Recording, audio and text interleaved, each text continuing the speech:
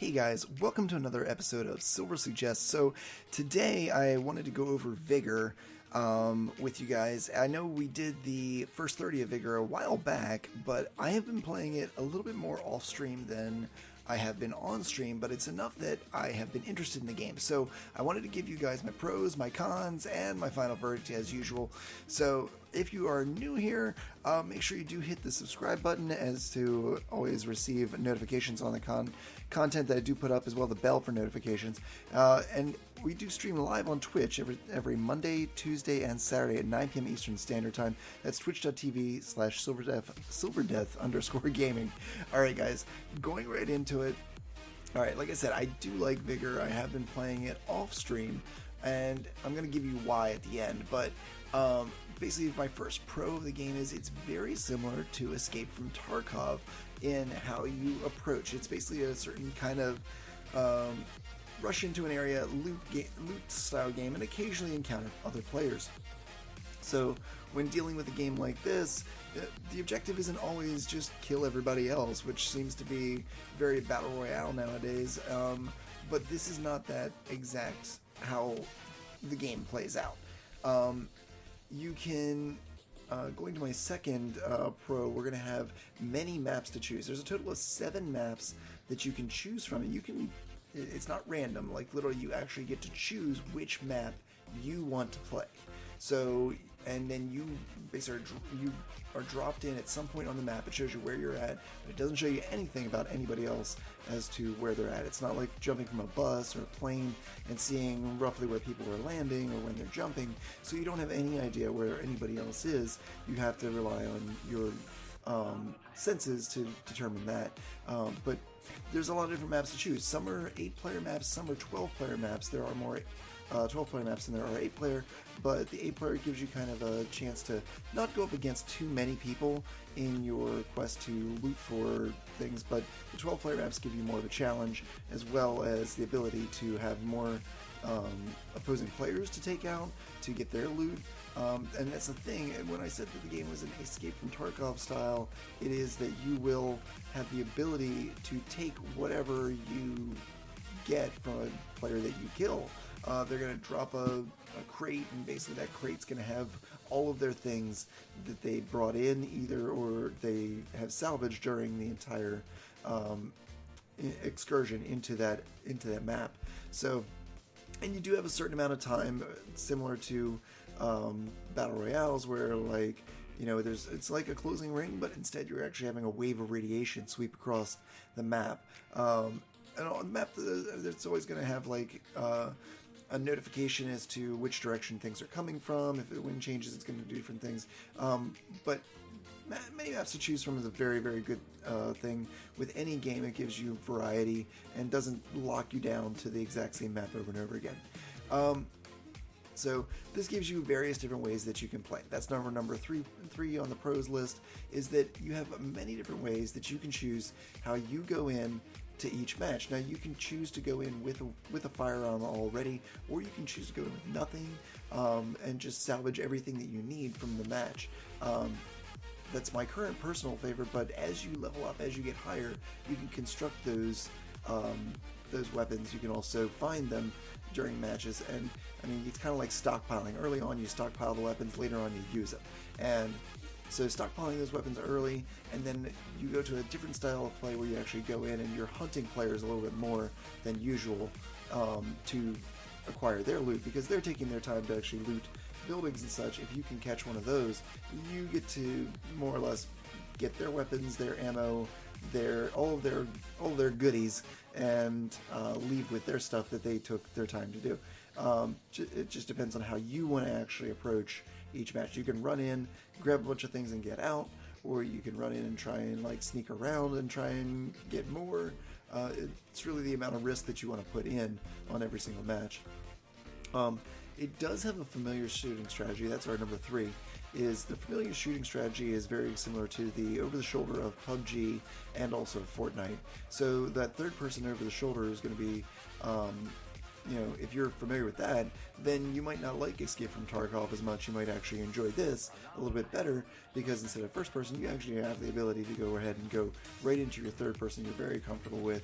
And occasionally there are some abilities to look down sight or aim through scope, which will still give you the same kind of feel that you would in doing ranged attacks in Fortnite or PUBG. But that's just up to you. You won't have to worry about like doing attachments like you would in PUBG. It's not like that. Your guns are pretty much as they are. So whenever you find a gun, it is what it is. Those are all my good firing points. I mean, it's a really well balanced game. I would like to go to my cons now, as obviously we got to have both sides of the coin.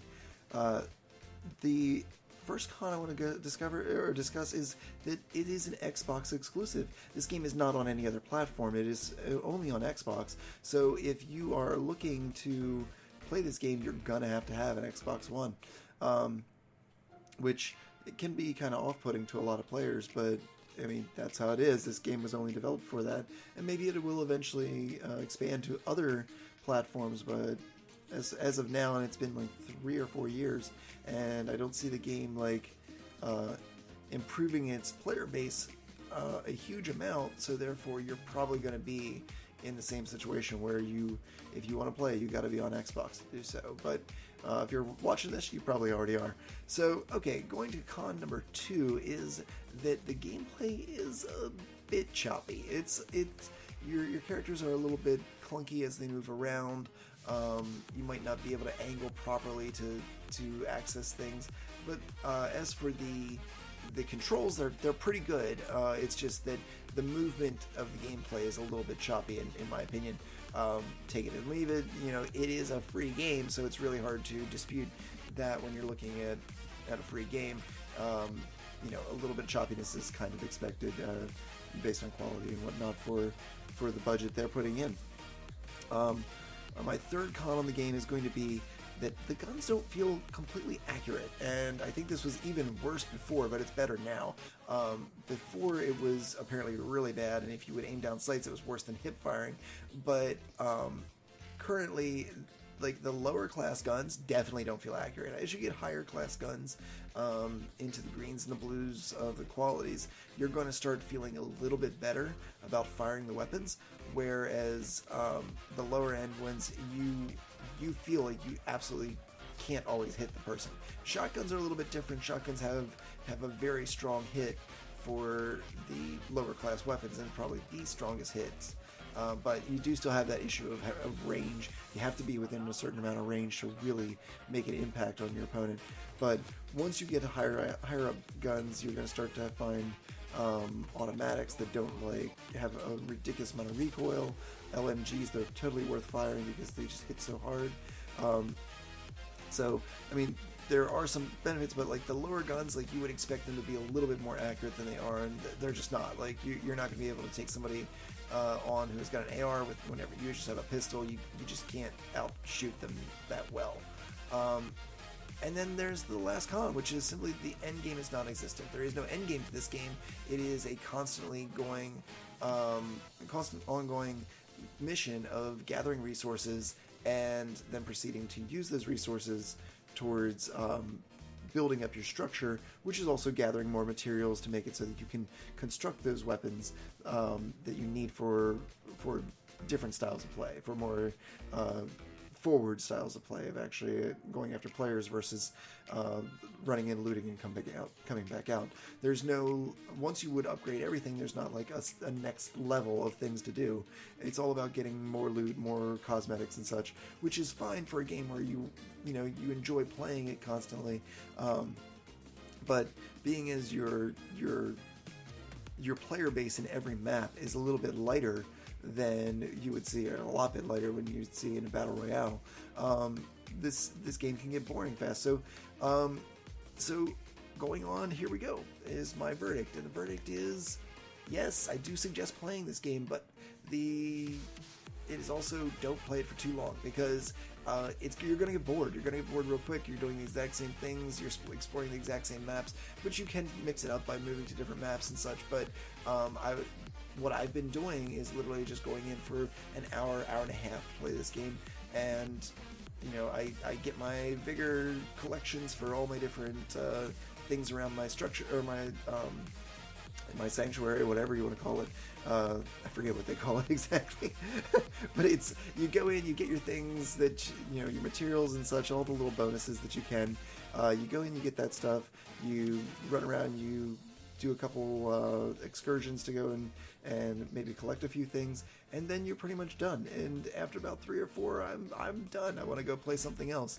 Not because the game is bad. It's just it's the same thing. It's a little bit repetitive, and rather than burn myself out on the enjoyment of the game, I basically am limiting myself to just a little bit at a time so that I can enjoy other games as well and always still enjoy Vigor. So yes, absolutely check out Vigor.